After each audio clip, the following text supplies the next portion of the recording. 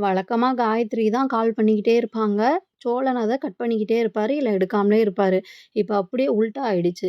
இவருக்கு கல்யாணம் ஆனது தெரிஞ்சு கோச்சுக்கிட்டு போன அவங்க, அதுக்கப்புறம் சோழன் கால் பண்ணிட்டே இருக்காங்க, எடுக்கவே இல்ல. ஒரு கட்டத்துக்கு அப்புறம் பார்த்தா அவங்க ஃபோனு ஸ்விட்ச்ட் ஆஃப்லயே இருக்கு. என்னாச்சு ஏதாச்சுன்னு தெரியலன்னு சோழன் மண்டைய போட்டு உடைச்சுக்கிட்டு இருக்காரு. பாண்டிட்ட போயிட்டு புலம்பிட்டு இருக்காரு. "என்னான்னே தெரியலடா, அவ ஃபோனே எடுக்க மாட்டேங்கிறா. எப்போ ஃபோன் பண்ணாலும் ஸ்விட்ச்ட் ஆஃப்னே வருது. என்ன பண்றதுன்னு தெரியல." அப்படின்னு சோழன் புலம்பிட்டு இருக்காரு. அதுக்கு பாண்டி சொல்றாரு, "நீ இப்படி தானடா பண்ண. காயத்ரிக்கும் இப்படி தானே இருந்திருக்கும். எத்தன டைம் அந்த பொண்ணு ஃபோன் பண்ணிட்டே இருந்துச்சு. நீ எடுக்காம இருந்திருக்க. அனுபவி" அப்படின்னு அவரு சொல்றாரு.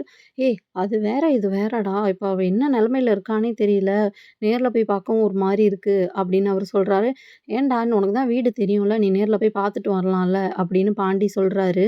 "இல்லடா, அது சரியா வருமான்னு தெரியல. எனக்கு நேர்ல பார்த்து பேசுறதுக்கு ஒரு மாரி இருக்கு. தனியா வேற போணும். ஆ ஃபோன்லயே பேசிக்கலாம். ஃபோனு எப்படியும் இன்னும் கொஞ்ச நேரத்தில ஆன் பண்ணிருவான்னு நெனைக்கிறேன். பார்ப்போம்." அப்படின்னு அவரு விட்டுர்றாரு.